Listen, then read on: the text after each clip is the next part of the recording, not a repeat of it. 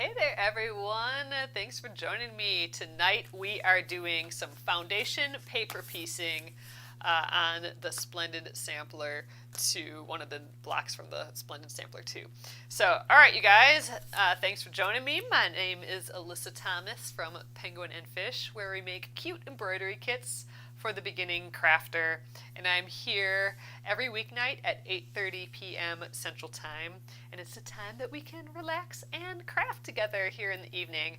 I'm here for about an hour, and I work on projects from beginning to end, so you can be part of the whole process, asking your questions along the way, and we can just hang out. So tonight we are working on the here we go, the Country Star block. It is this one right here. It looks very intense, like there's a lot going on with it, but it is all done with foundation paper piecing. So we're going to go through that process tonight. Foundation paper piecing is when you actually sew onto paper. So a paper foundation. That we'll rip the pieces of the paper out later, but it's a great guide so you know where to sew and you can get some really, really intricate designs. So the design that we're doing, there's 44 pieces in it in a square about this big. So that's going to be neat to see come together here. And we're going to really start the process tonight. Last night we prepped, and we'll go over that again. Tonight we are actually going to start foundation paper piecing. So thanks for coming again, guys. All right, here we are. Let me just scroll through comments there. Thank you for joining us tonight. Oh, Mark likes the channel and the sewing machine. I love my sewing machine so much. We'll be playing with that a little bit tonight too. I call it my steampunk sewing machine. It's a Kenmore from the 1930s, and it has the crinkle finish, and what that means is like a matte black with kind of like a mottled almost sort of surface. It's kind of fun. All right, so here's where we got yesterday. I'm going to grab these guys out of here. So again, this is the block that we are working on here. A whole lot of stuff going on in there, very intricate looking, but with foundation paper piecing, we magically make that happen. So we've prepped our pieces. These are the template pieces from the book. We've made 4 photocopies, and I've actually gone, yesterday we colored them in. So we've color-coded it for the fabrics that we chose yesterday as well. So yesterday was just prepping our pieces, and I think you can tell why color coding it was important. I find it like a necessary thing for myself, at least, to keep track of things, because like this is a whole lot of triangles, you know, a whole lot of triangles, and once you just start mixing these up and turning them around, and then you have it times 4. And if you didn't color any of these in, how are you going to keep track of what fabric goes where? I find that this is the easiest way to do it, just to color them all in, color-coded already. And we just kind of laid it out like this for fun last night, just to get kind of like a glimpse of what we're looking at. But I want to kind of go over what we're actually looking at with these. Like there's letters and numbers on it, so what does that all mean? All right, so I'm going to get a little bit lower for you guys here. Okay, so let's take a look at this. We have several different sections. For this project, we actually have 3 sections, and we have 4 of each of those, and each 4 makes like a quadrant of this a little bit. They're not perfectly square either. They're, you know, kind of angled little bits that we're making. So this isn't, this is not like just straightforward sewing together squares. So we have 4 of the same thing, but each, if we just look at our 3 sections here, we have an A section, and we know that because there's pieces on here that each say A. We have a B section, they have B's all over it, and a C section with the C's. So that's how we can tell the sections apart, because they are labeled with the letters. So beyond that, we have numbers on here as well. So every single one of these has numbers starting from 1 and going up to however many pieces are in a section. So in this case, we have A1, A2, A3, A4. It's the same for each one of these. You know, they might be in different places in each one. So this one, the B1 is right in the middle. B1, B2, B3, B4. What the numbers represent is the order that we are going to sew in, like the order we're going to work on them in. So that's like the code. You need to know that to start off with. So that's important. We are going to just do one grouping before we move on to all the rest, just so you guys can kind of see the process. However, if I was just doing this alone, I would probably do all the A pieces together, because then I can cut this shape for every single one of them. Do all the B pieces together, just because I can mimic the same shape 4 times, because it's, you know, we're repeating ourselves 4 times. But in this case, and I like doing this sometimes, I like figuring out what 1 is to make sure I'm doing it right, and then I'll move on to the rest. So I'll start out by doing these 3. This might actually take the rest of the week just to do these 3. And then I'll probably go do all the A1s, then all the A2s, all the A3s out of the rest of the sets. But for now, I'm going to just shimmy these to the side so I don't get confused. I don't want to lose any, so we got to keep them together. We got to keep our eye on them. I can always make another photocopy from the book, though, if I do lose them. But I'm going to just put that to the side. And actually, I'm going to put the B piece and the C piece to the side as well. I'm going to start with the A. You could start with any one of them. It doesn't really matter, but we'll go in order. I'll start with the A. Thanks, everyone, for joining me. Oh, Sammy is new. Thank you for coming on over here. Oh, how do you join the Facebook? So right now, you guys, I am streaming live both on YouTube and Facebook. So on YouTube, my channel is, you'll just find it if you put in Penguin and Fish, but it's Penguin and Fish Movies. So youtube.com/Penguin and Fish Movies. And then on Facebook, if you look for Penguin and Fish, Penguin & Fish, you'll get to the page, and then we also have the group, the Penguin and Fish Crafters group. And then you just click join, and then you can click follow as well. All right, or subscribe if you're on YouTube. So let's take a look at this. Let's start, we gotta go in order. So we're gonna start with the A1 piece right here. So again, A1, A2, A3, A4. We're going to start with A1. So the first thing we got to look at is our color code, our fabric. What fabric are we using? So this little squiggle that we did here, this little kind of copper squiggle, that represented this fabric right here. And it doesn't look like it, but it's enough of a reminder to me that, like, oh yeah, that's our squiggly fabric there. And that's all it needs to do. So what we need is a piece of this fabric that's as big as this triangle, the A1 piece. It's as big as the A1 piece, plus a generous seam allowance. So you're going to hear me say that a lot while we work through this.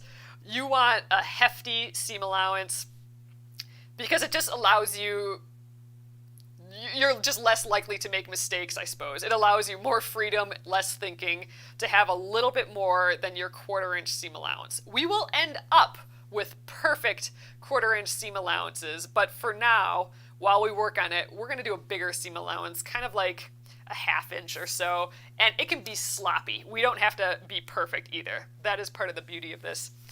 So I actually might try and use some scraps for this. So I'm going to get my little scrap bin from this project and see if I can find some smaller pieces of this. Because again, I need a piece that's as big as the A1 piece plus that big ol' seam allowance around it. So let's just see if we have any of this fabric hiding around in this bag. And we may not. So I'm going to just kind of shimmy around in here. Oh, see, here we go. Right here. This may be just big enough. So what you can do is, I like putting the right side down when we do this. And I'm going to just place this on top. And is it as big as this triangle plus a generous seam allowance? It is. Remember, we already have the seam allowance added on the outside, so that's part of the seam allowance. So this is, we got about a 1/2 inch there and tons on either side, plus, our seam allowance here. So this piece might actually do the job for us. So that was a good find. I will keep this nearby where we will grab other pieces out later. But I'm excited that we can use some of these scraps up. So to start out, I'm going to press this. But one thing I forgot to mention yesterday of a tool that you're going to want for this is a glue stick. So this is kind of like a fancy glue stick. It's just skinny. It's the Sew Line glue stick. This is just like a little bit of glue, but you can use any Elmer's glue stick or any washable school glue type glue stick. So, all right. I'm going to need the glue stick just for the 1 pieces, so like A1, B1, C1. You don't need it. You can use a pin instead, but I do find these super duper handy. So if you just have a little glue stick around the house, that's good. If not, use a pin. It'll be fine. All right, let's just get this flat. I'm going to have this problem a lot with my scraps because they've just been bunched up in that bag. So let's just get that flat. And also, let's get our cutting mat out here too, because we'll be doing some cutting here tonight. Okay, next thing you need to know about foundation paper piecing. The side that we've colored on, the side that you can see the pattern and all the lines on, that is actually the wrong side of the fabric. So like this is the right side of the fabric with the pattern on. The wrong side of the fabric is, the back of the fabric. So this is actually going to be the back. So when we're done, we'll flip this around. So it's even a mirror image, because if we flip it, then it's going in the opposite direction. This is actually going to be the front. So we have to know that whenever we're on this side, it's the back, and therefore our fabric has to be showing the back as well. So like I'm looking at the back of it, the wrong side right now. So once we do get it on here and we flip it around, then the right side will be on. So that's why I didn't want to use my batik fabrics yesterday. I wanted to be real clear in my head what is the right and the wrong side. That's going to especially be important because we got triangles with all sorts of weird angles. It's going to just be easier with, absolutely knowing what the back of the fabric and the front is. So, all right, first step is we are going to cut a piece of fabric that's as big as our triangle, or as our A1 piece, plus the generous seam allowance. I'd probably be fine just like this, but we're going to grab our scissors. A scissors would be handy for this too. I didn't say that yesterday. You could use a rotary cutter, but meh, we don't need to be so exact with this at this stage. So I'm just going to let's just lop off this side and lop off this side. That'll do. Just make it a little less bulk. So I didn't do perfect cuts around this piece. Here I got, a weird angled big piece. Here I got it's just not measured at all, right? But it is as big as this piece plus the generous seam allowance. So what I'm going to do next is get my glue. I'm going to put a little dot of glue on the back of that A1 piece. This is temporary. We're going to take this off later. All right, and then I just put it right in the center, and I'm going to just place it here, making sure that I do have that like 1/2 inch seam allowance all the way around. Get that on. We're done. That is literally it for A1. We're done with the A1 piece by just gluing it on like that. So that is all you're going to do for your number 1 piece. Your A1, B1, C1, that's it. And your one pieces are the same no matter however many you have. What comes next, the A2, like the 2 pieces and on, those are all going to be treated the same. The A1 pieces are treated differently. It's just gluing on the piece like this. That's it. So that's done. So we can move on. So the next deal is A2. So we've done A1. Next part is A2. All right, so this is gray with those circle bits on. So that was represented by, that was this fabric here. Circles, that was my reminder. The little circles that we drew on there.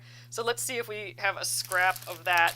Again, I'm looking for a piece that's as big as that A2 piece plus that generous seam allowance around it.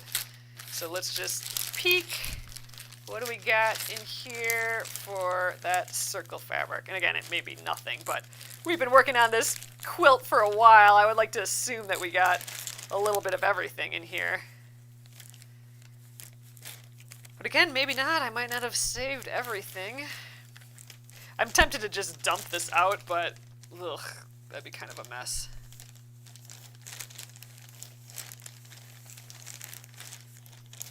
All right, well, nothing's popping out at me, which is fine. We can use fresh fabric. I do have a little bit more in here.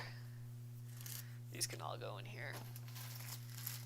They seem kind of small, so I'm going to get a new piece of fabric for this. So we got this right here. So I have it ready, but there's one step that I'm going to do before I get a piece. I might actually press this quick, but we'll do that in a sec. So I got my fabric. So here's where it's different than the A1 piece. I am going to, just like pins or paper clips. Oh, so Jenna, you're saying, or Colleen, you're saying that you actually use a magnet, like so you have a magnet on the front and back here. That's kind of interesting to hold it. I think the glues works for me. All right, what we're gonna do now is get our perfect seam allowance. So our non-perfect seam allowance is all of a sudden gonna be magic. So, oh yeah, Susan says, I'll use the aqua fabric. I know, I am kind of sticking to my, this is a total like neutral tan, light colored quilt, and I only do the bright colors, like that teal or that aqua. I only do that like every 5 blocks or so. I'm trying to challenge myself because I don't usually make neutral anything. So the challenge is, can I keep this kind of neutral, like a neutral quilt? So that's been one of my challenges for this quilt. But all right, we are going to deal with a line here, and the only line we're going to deal with is the line in between our current piece, which is A1, and whatever came before. So the only thing that came or A2, I mean, the only thing that came before A2 was A1, right? So we're going back in numbers, right? So the only line in between A2 and A1 is this one right here. This guy. So I feel like this gets confusing. There's lines everywhere, so that's how I remember it. What piece am I on? What came before? So this is the only line we're going to be paying attention to. We're not going to even pretend that anything else exists except for that line. So what I'm going to do is I'm going to get my postcard. So I talked about this yesterday. We need kind of a hard folder type thing, like a manila folder would work for this. You want something stiff, but that doesn't really have, a thick edge to it. So a postcard works great, like a mailer that you get in a mail, something like that. So what we're going to do is we're going to cover up what we've already done, so that's A1, and we're going to put our postcard along that line between our current piece and whatever came before, and that's this line right here. We're going to just align it, and what we're going to do is we're going to fold this entire piece against that line. So remember, I don't care that it's crossing over here because this is A4. That hasn't happened yet. We're only, We only care about what happened about before and the one that we're working on. So there we go. We got a nice edge here. This is folded. This is where we're going to cut our perfect seam allowance. So we can get our ruler and we can align, the ruler, that edge along that 1/4 inch seam allowance. So we can go right like that. And then take your rotary cutter and just trim that. However, tonight I'm going to use this tool called an add a quarter ruler. So you can see add a quarter. This is specifically made for foundation paper piecing like this. It's so silly. Before I bought this, people were telling me like, oh, you got to get an add a quarter ruler for that 1/4 inch. And I'm like, I can freaking measure my own 1/4 inch. Why the heck do I need this tool for it? But I caved and I got it and I love it so much. It's so silly, but I love it so much. What it is a ruler with a little ridge on, and that ridge is a 1/4 inch wide. So instead of lining up this line, this like 1/4 inch line on the ruler to make my 1/4 inch, all I got to do is get my add a quarter ruler.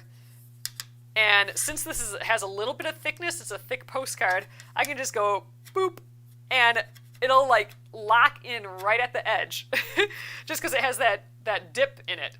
So that dip is just bopping on the side there. I could do it with my eyes closed. I don't have to measure that 1/4 inch. You would not believe how freeing that is, how nice that feels.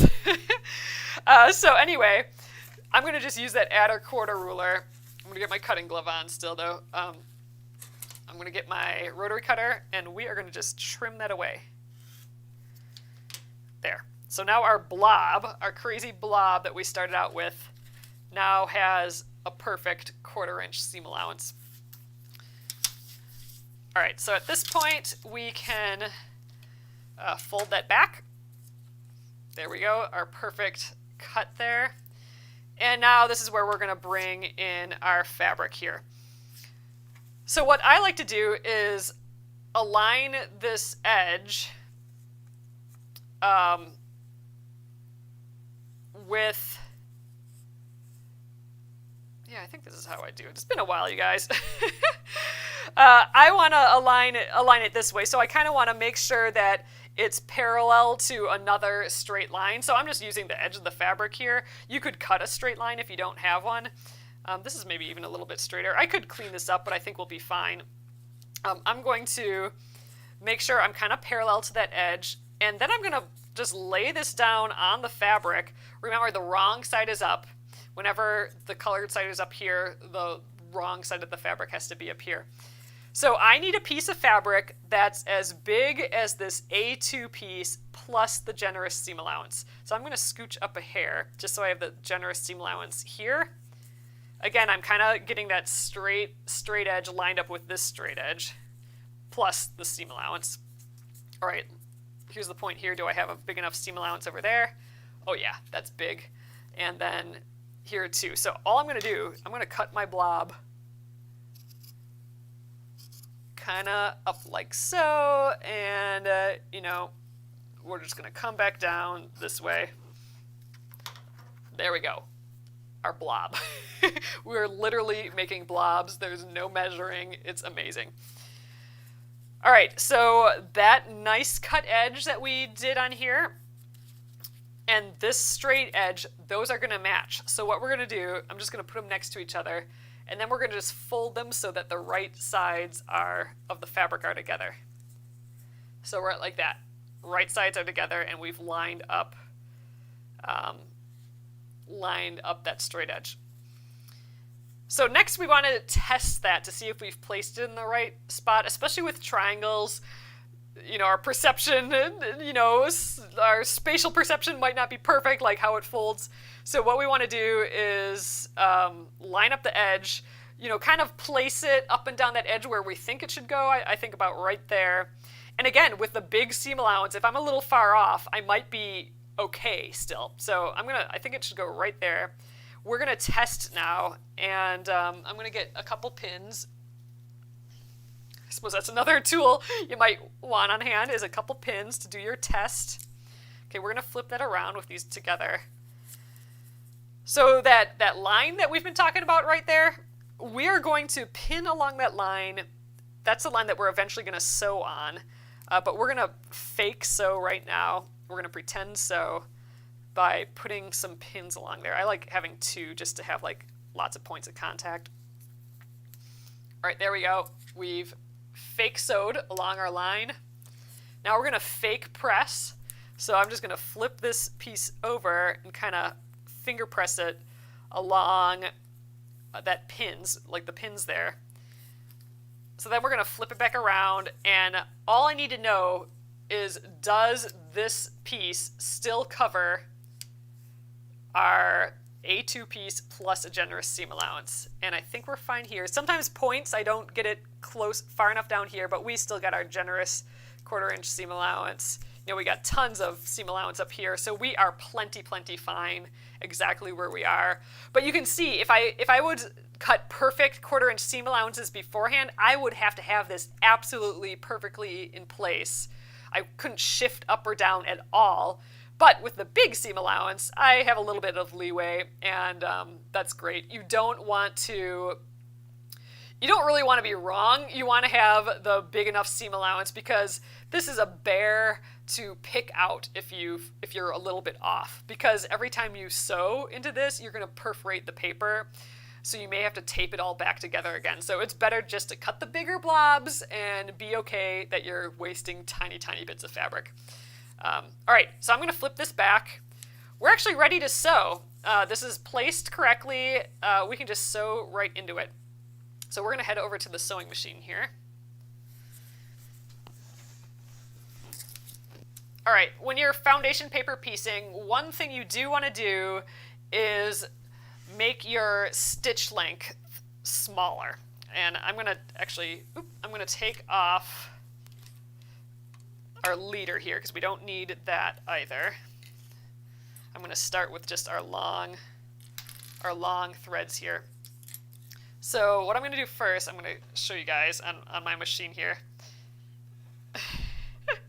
So right here, oh wait, no, that's not where it is. Oh yeah, it is. So this dial right here, let's see if I can get that so you guys can see. There we go. So this dial right here, forward on black, reverse on red. I can turn this. It'll be red that way, so that's reverse. This is forward, but you can see 1.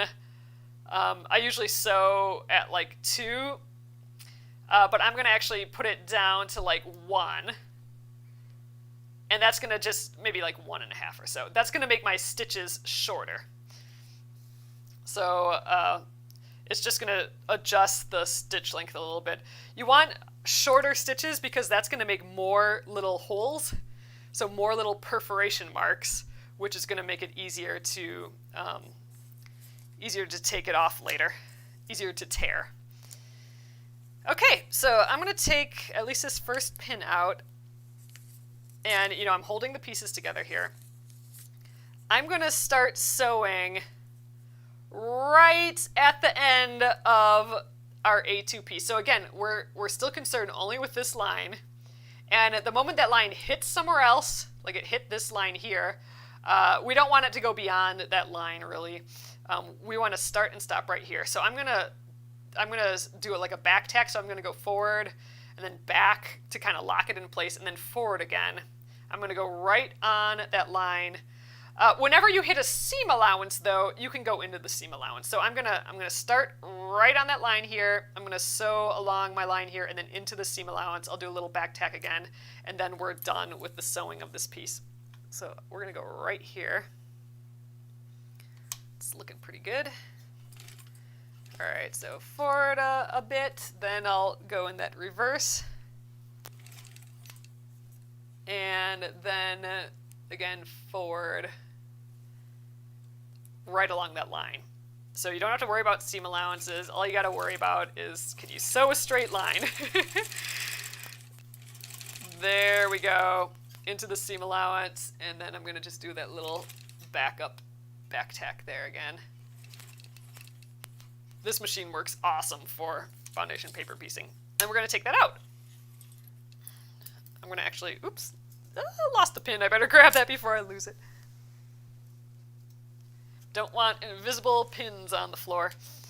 All right, so I'm going to snip this, and what I like to do right away is snip the little excess fabric or the threads on the top of the excess fuzzles on the top and bottom there, just because they'll get in the way real fast. So all right, that's it for the sewing. You can see how little my stitches are there. That will really make it easy to pull these papers off later. All right, back to here. Next up, and this is really the last bit of this, is we're going to press it.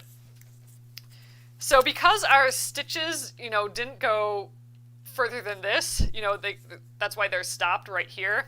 We're going to give it a little finger press first, just to kind of extend this line a little bit.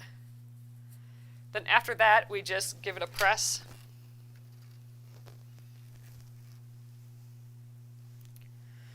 Just a note on pressing, you're always going to want the side that you drew on, the side that you colored on, down, because you don't want to get all this stuff all over your iron. And you don't need that side up. That's just a reminder, just always have that down. But yeah, then you press, and that's it. That is our A2 piece. So that is done. So we can actually move on. We can move on to A3, and I'll go a little faster through the rest of this. But how we did that A2 piece is how we're going to do every single other piece after the one piece. And you can see with every single piece, we are going to carve our shape more and more. So this started out, the A1 started out as a blob. Now we got this nice angle. Our next piece is going to give us another nice angle. So we'll be carving out our triangle, and then it's like we're continuing to carve out what this actually is going to look like. So I just really kind of think this process is magical. All right. Oh, and at this point, since we actually have both pieces sewn to our fabric, we can kind of pull away that little glue piece before it gets more permanent. So I've just pulled that away. We only need that glue just so long, or just as long as we, before we can sew that piece, the first piece on. We just need it attached. We needed it temporarily attached before we sewed it. All right, let's move on. A3. So we're still using this fabric. That's the code again. It's still this circle fabric. Let's get our postcard out. So now I'm dealing with, oh, Alyssa, the pencil doesn't transfer to the mat. Oh, should you cover the mat? Oh, that's probably not a bad idea. Amy's wondering, when I press it like this, does this transfer to my mat? That wouldn't be a bad idea to maybe put a paper towel or something down, but I haven't had too much, that hasn't blatantly been an issue for me, but that does sound like a good practice. So maybe tomorrow I'll get a paper towel to cover my mat up. That's a good idea. All right, so we're on A3 now. So we are only worried about the line in between A3 and whatever happened before. So A3, the only things that happened before are A2 and A1. The only line touching that is this one right there. So we're dealing with that angle right there. Unconcerned about this line because that's the A4 line. A4 line happens later. We only want to know what's before. So that line right there. So I'm going to take my postcard, cover up everything that happened before, so I just can see my A3 piece. Anything later doesn't matter. Now we're going to fold over that edge. If you've sewn a little further into the piece, you may have to kind of pull on it to, you'll tear the paper a little bit, but you do want this flat edge. All right, let's get add a quarter ruler. Bop it on. Again, if you don't have an add a quarter ruler, just use a normal 1/4 inch on your ruler, and we're going to trim that away. So again, our blob is now a super fancy, perfect 1/4 inch seam allowance. I love that. I love how perfect it all ends up, and we start off so blobby. But there we go. There's our next nice seam allowance there. Okay, now we can get our fabric. So I'm kind of looking again for a little straight edge here. Let's just keep going down the edge here. I could press this, but I think we're fine in this area still. So I'm going to kind of align my straight edge here that we just cut with the straight edge here, kind of overlap my 1/4 inch, and I want my piece, the A3 piece, on the back of our fabric again here. So I'm going to shift it until I feel like I got my generous seam allowance around. I think this is plenty fine right here. Again, keeping this line parallel with the line there. And let's cut our blob. You could be more exact with this. You can actually cut pieces out beforehand, like an extra piece, and use that as a guide, but I just kind of like folding things out of the way a little bit. Cutting our blob this way works just fine. Maybe when we go through the next round, I can show you that technique of using an additional template as a guide. Yeah, we'll go over that at some point. But all right, we got our blobby piece here. Now we just need to put the 2 straight edges that we have together. So just like that, let's line them up kind of where I think it'll cover this piece. I think that's probably pretty good. Lining those edges. Let's flip it around and do our test. If you're doing all this for the first time, I would definitely do this sewing test with these pins often. With squares, it's a little easier. It's a little easier to know if you're in the right spot or not, but triangles can get a little squirrely. So it is kind of nice to test. But again, I'm making my pieces big enough that it doesn't really matter. So I fake sewed, I fake pressed. Now we got to ask ourselves, is this piece here that we can see as big as our A3 piece plus the generous seam allowance? Let's just check. Tons. We're totally fine. We can sew right here then. If it wasn't fine, we would just shift it up and down along this edge and then test it again, and then until it fit fine. Like we could actually probably shift up a little bit because our piece is kind of up high here, but I don't need to because I got enough extra here, so we're fine. So I think I'll start in the seam allowance here, way back here, and then go into the line, and then we'll stop right there. I could sew this way too, but it doesn't really matter. We'll go this way. Okay, so all of this might seem kind of complicated, but I'm telling you, once you get in the rhythm, you're kind of going in a circle. You're doing your stuff on the mat, then the sewing machine here, and then the iron. You just kind of go around and around, and it gets to be just really kind of relaxing, especially since I don't have to worry about, you know, having a perfect seam allowance here. All I can do is sew along that line. I don't have to cut perfect pieces. I can just cut blobs. There's so many things to like about it. I don't even have to measure a 1/4 inch because I have that add a 1/4 ruler. All right.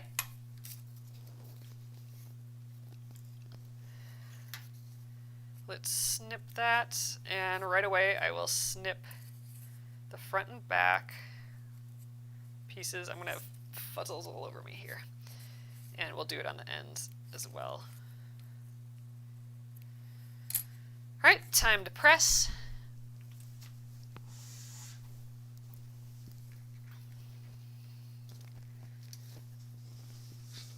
This does make a mess. I have fabric pieces, I have scissors, I got everything everywhere here. That's kind of the nature of foundation paper piecing. So I do like cleaning up every evening. All right, I'm going to finger press this first just to extend this line a little bit. Otherwise, when we press, you might go like this or something. So just extending with a finger press is helpful. All right, and then we'll get the real iron out. Ooh, Sammy, I have been thinking about that lately. Sammy's asking, do you think I'll ever do any more punch embroidery? I really, really would love to. That would be a great project for the end of the week month. So every month, the last week, I'm kind of leave it up to grabs, or we can work on some smaller projects and stuff.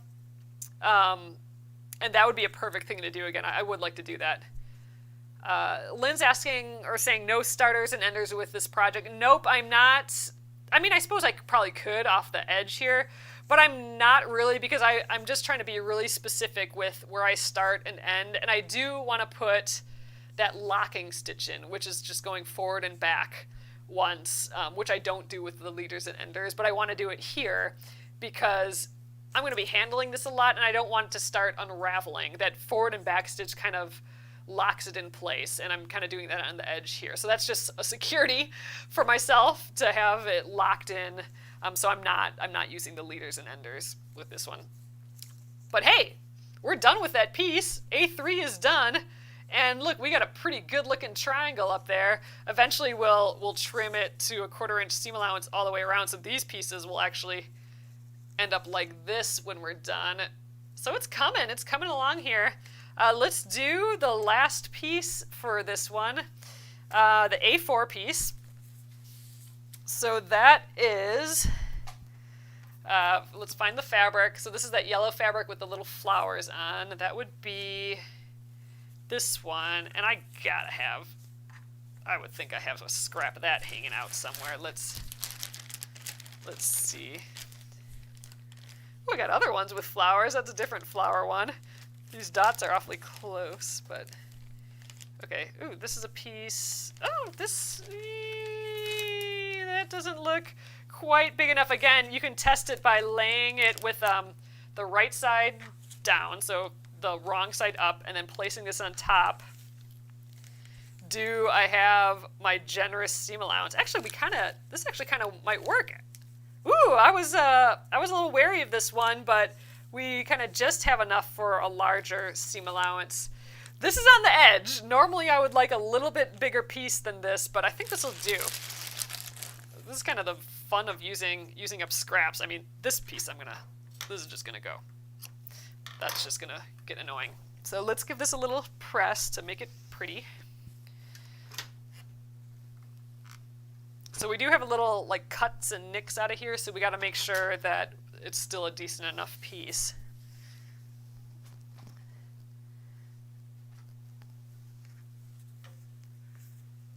All right. So with this facing down, we can lay this on here, but I do want that straight edge. So I'm just still testing if this is big enough. And I think it will do. We are going to have to trim this off, so I'll probably cut a new straight edge for us. But first, let's go in order here. So I'm dealing with the only line we have left, the one between A4 and whatever happened before. That's this line here that crosses over all of it. So let's cover up all the before stuff, just revealing our current piece. Let's fold it over. Look at all this stuff that we get to cut away. That's fun. All right. Oops, geez, I'm moving everywhere. You can remove this to cut, but I find that the postcard helps just have that edge for the add a 1/4 ruler. Okay, blobs, you can go away. All right, there's our perfect seam allowance. You can fold that back. All right, so now here's the trick. I don't really have a good straight edge here, so I'm gonna have to kind of guess here. I'm gonna need this to go about here. So my straight edge needs to really go similar to this angle here. I'm gonna just get my normal ruler out here. And let's just give myself a straight edge at that angle, but where, that nick is, I need to cut that away.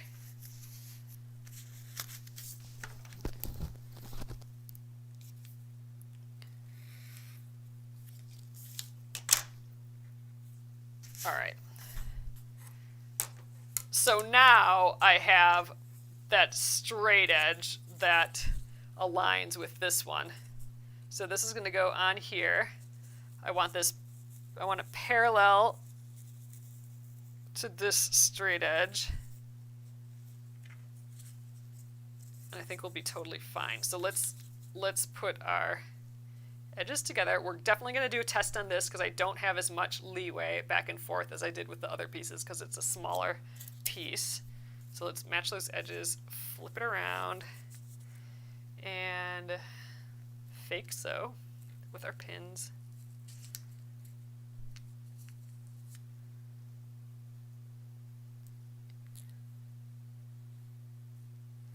So tomorrow I'll probably zip through these a little bit faster, and then you can start seeing like the flow, how it really is like this circle that we're doing, and it really gets relaxing and easy. So we'll do that tomorrow for sure. All right, I'm folding it this way, and I can already tell, you know, I don't have my generous seam allowance here. This blips into that 1/4 inch. I don't want that. So, but I have more on this side, so I need to shift it this way. So this way, which is this way here. So let's remove our pins. I just need to go like 1/8 of an inch over or something. So about right there. Okay, let's test it again.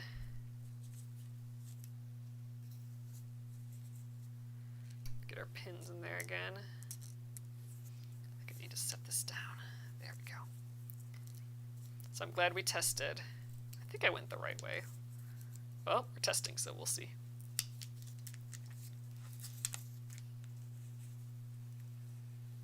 Fake press. This looks better. Oh, did I go the wrong way? Oh, no, look, I still feel like I need to go this way a little bit more. We need to go towards... Oh, I think I went the wrong way, maybe. I need to go towards this bloop, so let's shift it this way. Zoop. There we are. I think that'll be a bit better. I think I went the wrong way.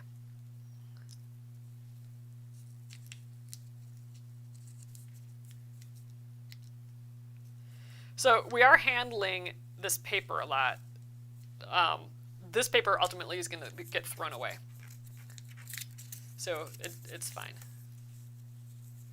All right, let's fake press. Ugh, now I went too far that way. Boo! See, this is why it's nice to have slightly larger pieces. That's what I get for trying to use a scrap that's like just barely the right size. All right, went back a little bit the other way. See, I could have saved myself 3 tries, at least 3 tries, we're not done yet, if I just found a slightly bigger piece. So this is why I like the larger blobs, the like generous seam allowances, because now I'm getting into frustration zone. All right, that should do. All right, we're fine now. I mean, I could shift a little bit, but we have enough. We have our 1/4 inch plus a little bit seam allowance, and we got plenty over here. I'm letting it be. We are fine. So let's do it. Let's flip it back and sew along this line. So this time, both ends of the line go into the seam allowance, so I'm gonna start and end in the seam allowance both times.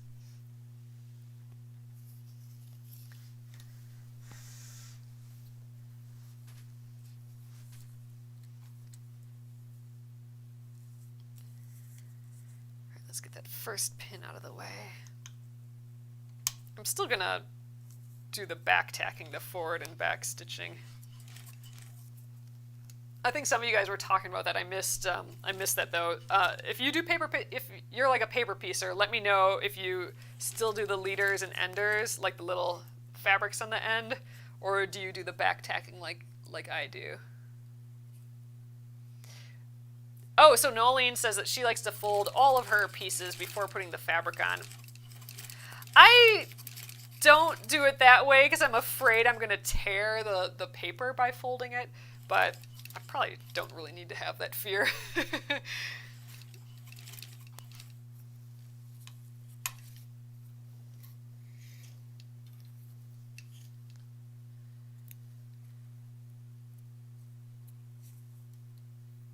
2 little snips.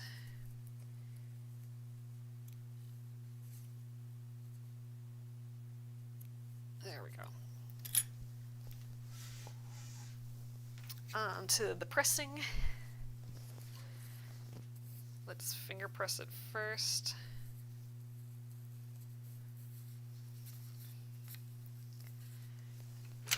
And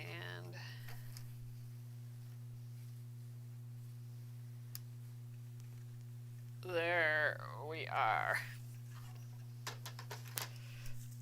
So that's our last little piece there. We should have a pretty good point here. I don't think I was exactly on, but it's pretty nice looking there. So now the last really thing to do is to trim the edge. Sometimes we leave that for later, but I think we'll just trim it up because it always looks so nice. So, all right, last thing to do. We've actually finished all the pieces now. So we've gone through A1 through A4. That's great. We're really actually done with the A piece. But I am going to clean it up now. So I'm going to get my normal ruler out where I have that 1/4 of an inch. And I'm going to not care about this outer paper edge at all. I am going to just only care about the actual line of the pattern. Oh, Amy says that I don't use back tacks or use leaders because all the seams will be crossed. The shorter stitch length is key. Oh, that's true. Shorter stitch length kind of puts a lot more in there, so it's kind of like tying a knot. I don't always go over the edge, so sometimes, I mean, you can actually go over the edge, like into the next line. I suppose then your seams are crossing over, so you do have that benefit. I just think when you fold it over, if it's sewn down, then you have to tear your paper a little bit. So I kind of like doing it this way, but we could try one where we cross over. Then I can see if I like that better. That'd be kind of fun. All right, so let's do the final trim of this. So again, I'm only paying attention to the actual line of the pattern, and I'm going to put my 1/4 inch mark on there. There we go. Let's get our rotary cutter out. And again, you can wait till you're completely done to do this, but it is really nice to see what it looks like. Oh, Catherine says that she does not back tack either because it adds bulk. Interesting. Okay, I'm going to try it without the back tacking next time. All right, so I'm just doing the next edge.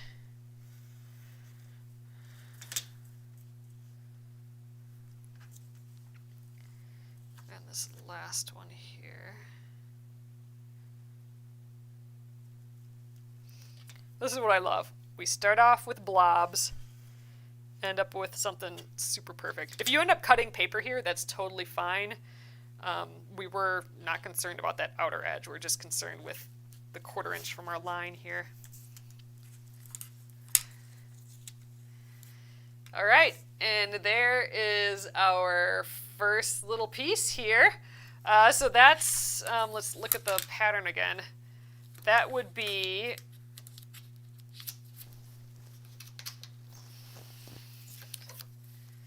an A piece, so that's like this section right here. We've made one of those. So we need to make 3 more of those, plus the whole pile of extra. So we've done 4 pieces. There are 44 pieces total, so this times 11 and we'll be done. But yeah, so we're really done with this. We won't take the paper out until we've sewn all of it together. So we're going to treat every other section exactly how we did this section, starting with the A1 piece and then going through all the numbers. The last part of the process is matching up the pieces. It does look like we have to match up our C piece and B piece before we can match up other pieces. So this week we'll probably be able to match up some of these pieces so you can kind of see the process of matching up. But yeah, so there's our first piece, and I think we'll probably call it a night there. So tomorrow, I think we'll probably be able to do both of these tomorrow because we'll go a bit quicker. We have the B piece and or the B section and the C section. So we'll probably finish both of these on Wednesday. Then Thursday we'll assemble it. So this guy will go, these two will get sewn together, and then they both get sewn, yeah, like this. Actually, it's the flip. You know, in theory, it'll all be mirrored, but since they're kind of mirrored already, we can get a sense of what it'll look like. So this will go like right like that. So I think we'll be able to finish this much by Thursday, like sewing this chunk together. And then we'll go on and we'll do all the other pieces. And we'll do that more in a chain piecing type way, where we do all of the A1 pieces all at once. So we're doing like 3 A1 pieces, then 3 A2 pieces, 3 A3 pieces, 3 A4 pieces. It actually goes quite a bit faster to do it like that, but it can get confusing. And if this is the first time you're doing it, just go one at a time. It'll take a little longer, but less confusion. So awesome. Let's flip around. All right, so this is what the piece, the size that this has ended up as. So it's a little itty bitty pizza piece here. Again, we're fitting 44 pieces in about this big of a block. But again, if you want absolutely perfect points and perfect, intricate, crazy things that your brain is like, how would anyone piece those little, or cut those pieces, or know how to piece them together? It's all with foundation paper piecing. And the neat thing is that later, when we take all the papers out, we're going to have perfect seam allowances on this whole thing. So that's going to be a lot of fun.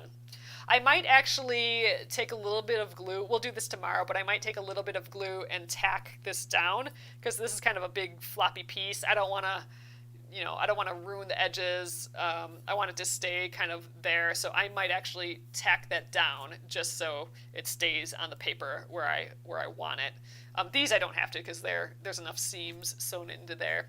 So tomorrow we'll tack that down, and then we'll move on with our B and C pieces.